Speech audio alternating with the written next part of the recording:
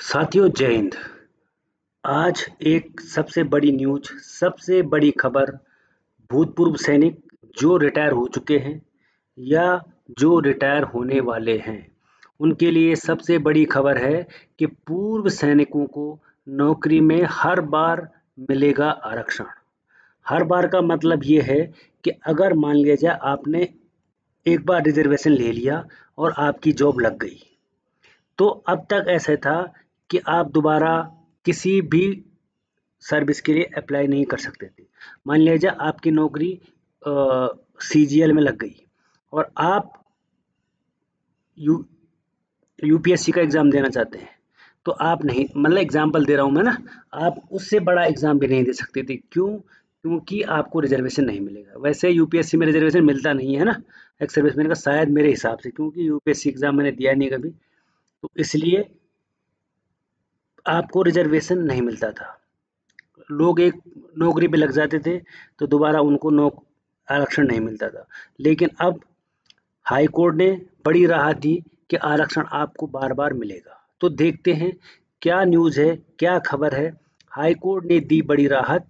केवल एक बार आरक्षण देने का 2020 का शासनादेश निरस्त किया गया। पहले एक ही बार रिजर्वेशन मिलता था और उसमें हम भी कम से कम 2-2.5 साल हमारा भी बर्बाद हो गया, कहीं और भी एग्ज़ाम देते रहते।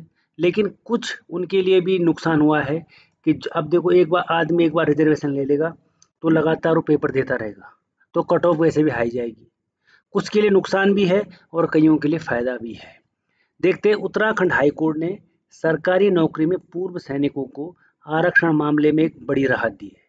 कोर्ट ने पूर्व सैनिक को केवल एक बार आरक्षण देने संबंधी शासनादेश को निरस्त कर दिया है और अदालत ने उन्हें हर बार सरकारी नौकरी में आरक्षण का लाभ देने का आदेश दे दिया है।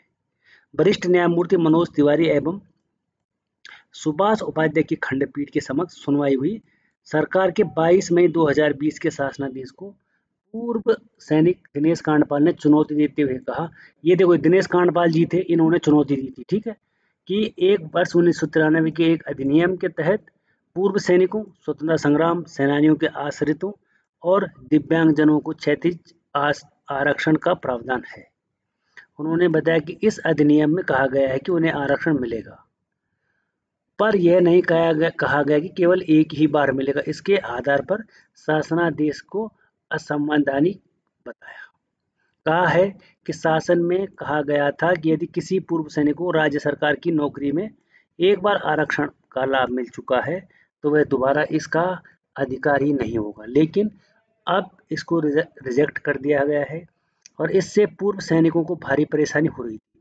परेशानी तो हो रही थी, मैं इस बार भी लोअर पीसीएस नहीं भर पाया था और वे तमाम अवसरों से वंचित हो रहे थे। तो साथियों, ये सबसे बड़ी जीत है। आज का पेपर है ये, उसकी सबसे पहले पृष्ठ पर ये वाली खबर आ रखी है। और मेरे को वैसे भी कोर्ट का जो सेशन चलता है उसमें भी किसी ने फ़ोन कर दिया था कि भूतपूर्व सैनिकों की इसमें बहुत बड़ी जीत हुई है। कई भूतपूर्व सैनिक जो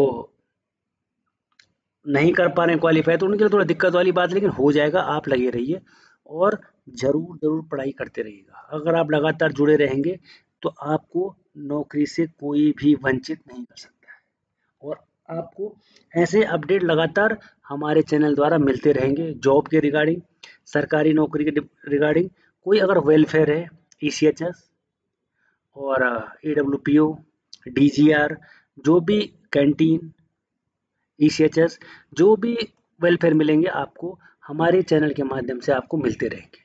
तो आप चैनल पर पहली बार हैं तो लाइक, शेयर और सब्सक्राइब जरूर करें। और बाकी जो प्राइवेट जॉब होती है उसके फ़ोन नंबर पे मैं लगातार फ़ोन लगाता हूँ। कई बोलते हैं सर फ़ोन नहीं लग रहा है, मैंने खुद फ़ोन लगाया, फ़ोन उठाया भी और मैंने आपको चैनल में बताया भी।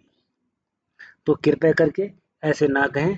और बाकी हमारे साथ जुड़ने के लिए आपका बहुत बहुत धन्यवाद। जुड़े रहिए, मस्त रहिए, स्वस्थ रहिए, जहाँ भी रहिए ठीक ठाक रहिए। तो फिर मिलेंगे एक और नई अपडेट के साथ। तब तक के लिए थैंक यू और धन्यवाद।